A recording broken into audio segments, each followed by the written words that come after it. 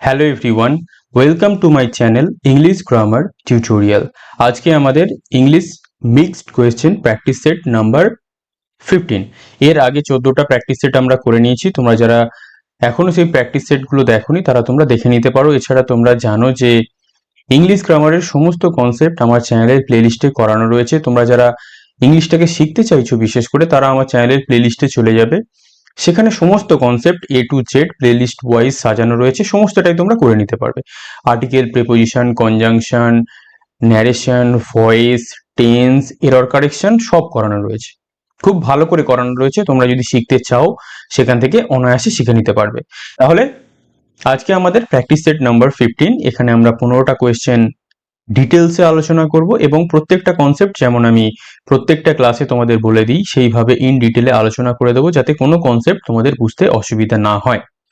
Clear? এছাড়া তোমরা যারা আমার ডেসক্রিপটিভ ব্যাচে জয়েন করোনি, পিএসসি ক্লার্কশিপ যদি জয়েন করতে চাও, স্ক্রিনে ডিটেলস আসছে, দেখে জয়েন করে যেতে পারো। ঠিক আছে, চলো আজকে প্রথম কোয়েশ্চেন স্টার্ট করা যাক। প্রথম কোয়েশ্চেন কি বলছে? I went to see the Taj Mahal in a moonlit night. No error. কোথাও এরর আছে কি আমাদের খুঁজে বের করতে হবে, টেন্সের এরর আছে কিনা। তাহলে I went, আমি গিয়েছিলাম, কোন টেন্স? আমাদের দাঁড়ালো past indefinite. Clear?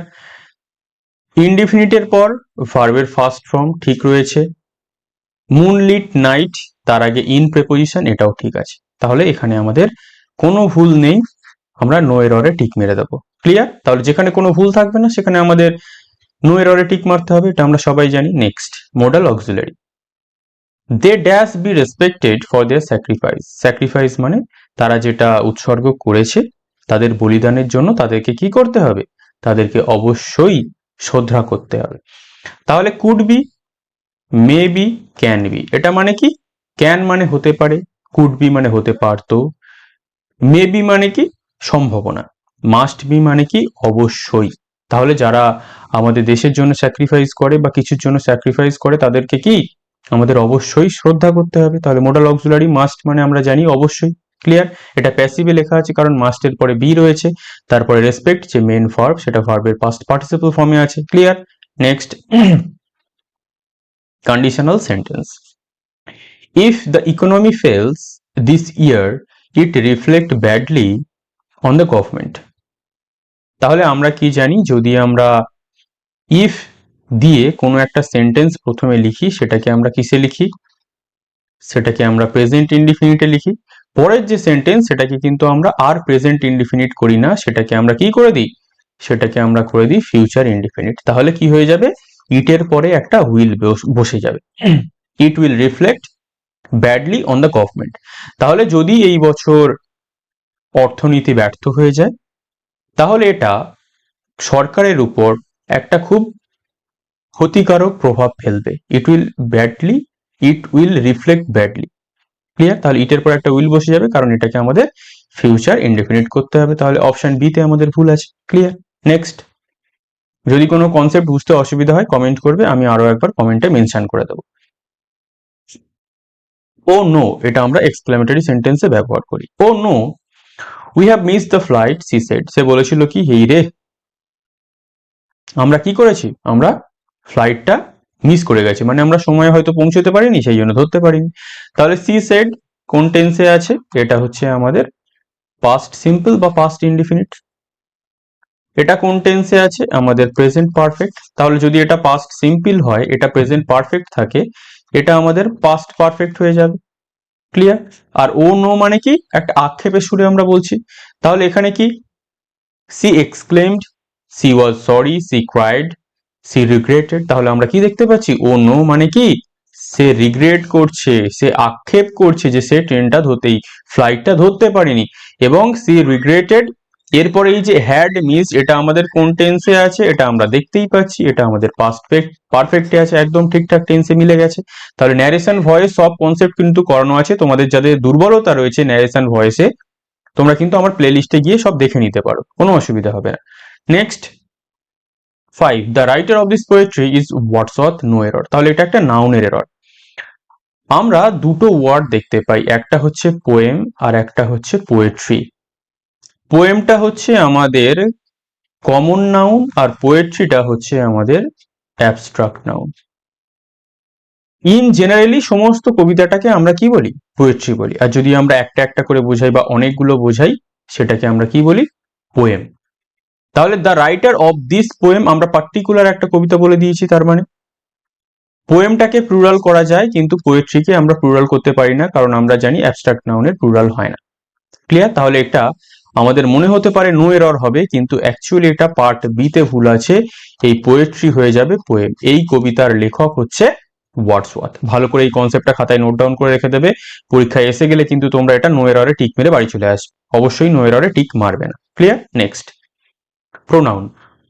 One must obey one's teachers. তাহলে একজনের অবশ্যই তার শিক্ষকদের মেনে চলা উচিত। তাহলে ওয়ান হচ্ছে কি আমাদের একটা প্রোনাউন, তার পজিটিভ কেস কি ওয়ান্স, মাস্টের পরে ভার্বের ফার্স্ট ফর্ম। তাহলে প্রত্যেকটাই আমাদের ঠিক আছে। এখানে আমাদের নো এরর, কারণ আমরা জানি ওয়ান এর যে পজিটিভ কেস সেটা হয় ওয়ান এর পরে অ্যাপোস্ট্রফি এস, আর মাস্ট এটা হচ্ছে আমাদের একটা মোডাল ভার্ব। তারপরে আমরা কি জানি ভার্বের ফার্স্ট ফর্ম বসে সবসময়। তাহলে এখানে কি ওবেটা ওবেই থাকবে। আর আমরা জানি এদিকে সাবজেক্ট যাই থাকুক না কেন, যদি মাঝখানে একটা মোডালস ভার্ব বসে তাহলে মেন ভার্বের সাথে কোনো এস বা ইএস যুক্ত হয় না। এটা যদি আমরা ওবেজ করে দিই তাহলে সেটা আমাদের ভুল হয়ে যাবে। কিন্তু কি মনে রাখবো? মোডাল ভার্বের আগে সাবজেক্ট যাই থাকুক না কেন মেন ভার্বের সাথে কোনো এস বা ইএস যুক্ত হবে না। মোডাল ভার্বের সাথেও এস বা ইএস যুক্ত হবে না, সাবজেক্ট যাই থাকুক না কেন। ক্লিয়ার? খাতায় নোট ডাউন করে রেখে দেবে। Next, the lady was knock down by speeding car upon crossing the road. কনজাংশনের এরর। তাহলে লেডি যখন কি রাস্তা দিয়ে পার হচ্ছিল তাকে একটা গাড়ি ধাক্কা মেরে দিয়েছিল। যখন কোনো কিছু আমরা একটা কন্টিনিউয়াস বোঝাই তখন আমরা যে কনজাংশনটা ব্যবহার করি সেটা আপন নয়, সেটা হচ্ছে হোয়াইল। তাহলে আপনের পরিবর্তে এটা হোয়াইল হয়ে যাবে। কেন? হোয়াইল ক্রসিং দ্য রোড, যখন রাস্তা পার হচ্ছিল।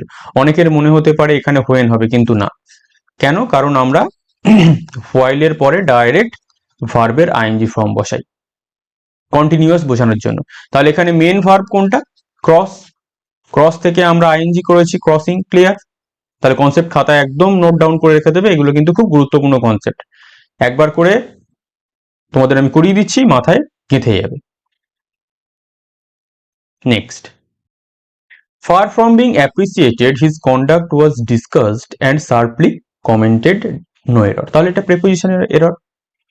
far from being appreciated his conduct was discussed and sharply, তাহলে তার যে আচরণ, কন্ডাক্ট মানে হচ্ছে আচরণ, সেটাকে অনেক দিক দিয়ে আমরা আলোচনা করেছি। সেটাকে খুব একটা অ্যাপ্রিসিয়েট বা প্রশংসা করা যায়নি, সেটাকে তীক্ষ্ণভাবে কি করা হয়েছে।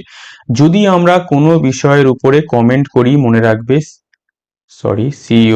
COMMENT, তারপরে যে ফিক্সড প্রিপোজিশন আমরা বসাই সেটা অবশ্যই সবসময় অন বসাই।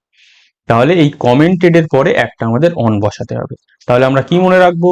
কমেন্টের পর যদি আমরা কোনো বিষয় নিয়ে কমেন্ট করি তাহলে আমরা একটা ফিক্সড প্রিপোজিশন বসাই, তার নাম হচ্ছে। কনসেপ্ট একদম মনে রেখে দেবে।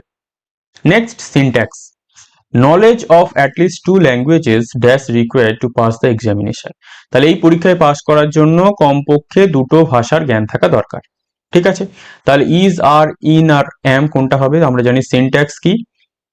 যদি কোনো নাউন থাকে, তারপরে অফ থাকে, তারপরে আবার নাউনটা থাকে, এই নাউনটা যে নাম্বারেই হোক না কেন আমরা ফার্স্ট নাউন অনুযায়ী সাবজেক্ট বসাবো। তাহলে নলেজ সিঙ্গুলার, চোখ বন্ধ করে আমরা ইজ বসিয়ে দিয়ে চলে আসবো। কনসেপ্ট কিন্তু খাতায় নোট ডাউন করতে থাকবে অবশ্যই। ক্লিয়ার? অ্যাকিউজড। অ্যাকিউজড মানে হচ্ছে অভিযুক্ত, তার সিনোনিম সিমিলার ওয়ার্ড বের করতে হবে। ইন্ডিকেটেড, ইন্ডিকেটেড মানে নির্দিষ্ট করে দেওয়া, আমি ইন্ডিকেট করে দিলাম ওইটা। ইনস্টিগেট আর ইনডিউসড মানে হচ্ছে প্ররোচক বা প্ররোচিত। ঠিক আছে? খুঁচিয়ে খুঁচিয়ে কোনো কিছুকে প্ররোচনা দেওয়া। আর ইনডিক্টেড মানে হচ্ছে কি অভিযুক্ত।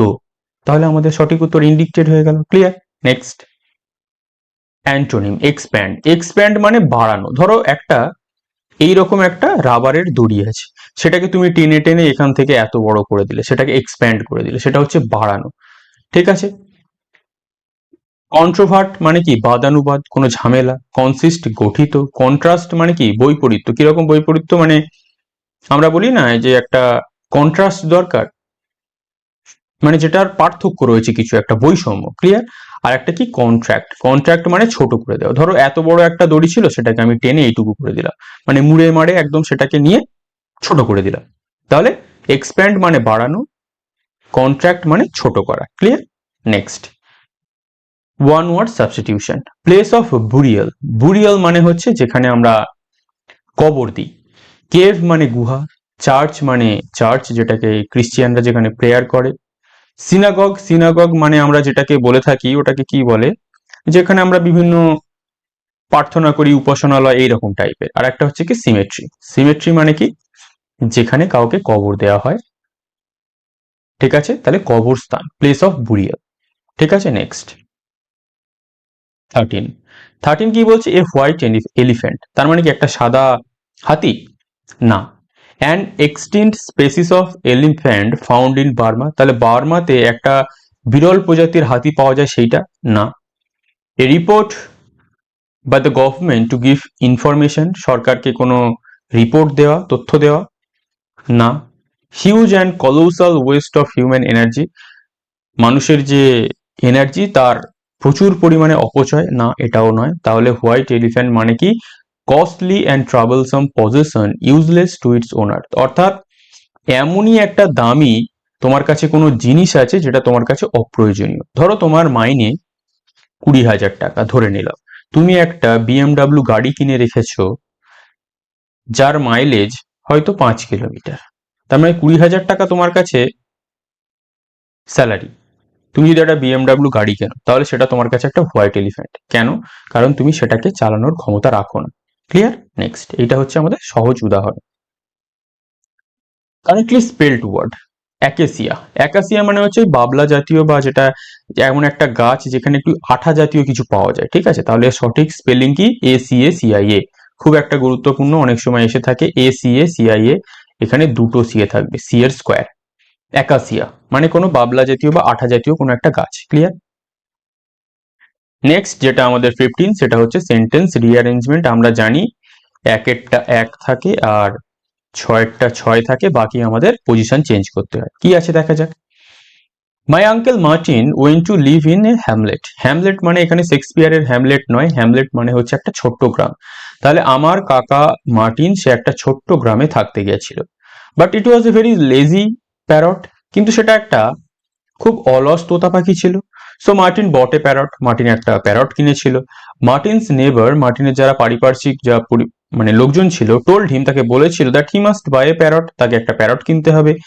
Every home there had a parrot as a custom, সেখানে প্রত্যেকটা যেটা বাড়ি আছে একটা প্রথা হিসাবে তোতা পাখি আছে। The parrot did not like to speak, প্যারটটা কি করতে পারতো না, কথা বলতে তার ভালো লাগতো না। তাহলে এটাকে আমাদের সাজাতে হবে। তাহলে প্রথমে আমরা কি দেখলাম, যে তার কাকা একটা ছোট্ট গ্রাম হ্যামলেটে গেছিল। হ্যামলেটে যাওয়ার পর সে কি করতে পারে, মার্টিনস নেবার told him that he must buy a parrot, এটা আমরা করতে পারি। তাহলে আমরা কি অনুযায়ী যাব, আমরা অপশন অনুযায়ী যাব। তাহলে আমরা দেখব RSPQ ঠিকঠাক হচ্ছে কিনা। তাহলে আরটা কি ঠিক হতে পারে, হ্যাঁ ঠিক হতে পারে। এস তাহলে কি, তার পরিপার্শ্বিক যেখানে সে গেল সেখানে তার লোকজনরা বললো তুমি একা একটা প্যারট কিনতে হবে, তোতা পাখি কিনতে হবে। এস কি আছে, so Martin bought a parrot, সে কথা শুনে প্যারট কিনে নিল, হতে পারে। কিউ কি আছে, এই সরি এস কি আছে, every home there had a parrot as a custom, তাহলে সেখানকার প্রত্যেকটা বাড়িতে কাস্টম হিসাবে প্যারট আছে, এটা হতে পারে। কিউ কি আছে, so Martin bought a parrot, Martin সেই কথা শুনে যেহেতু কাস্টম আছে একটা প্যারট কিনে নিল। পি কি আছে, কিন্তু এটা একটা খুব অলস প্যারট ছিল, এতে আছে, এই পিতে আছে।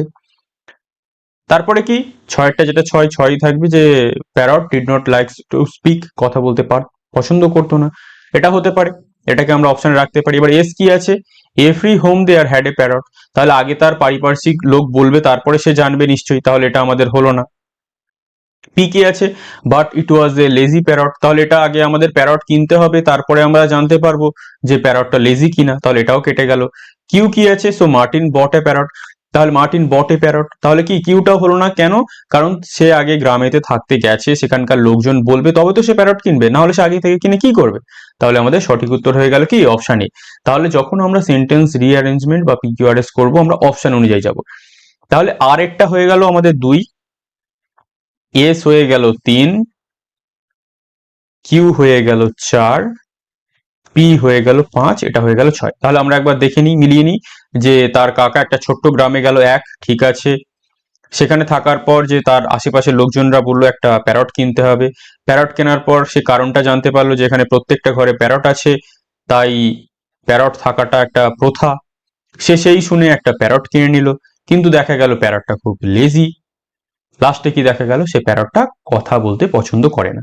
তাহলে আমাদের প্রত্যেকটাই সেন্টেন্সের ঘটনা মিলে গেছে অপশন এতে। ক্লিয়ার? তাহলে আজকে আমরা 15টা কোয়েশ্চেন করে নিলাম।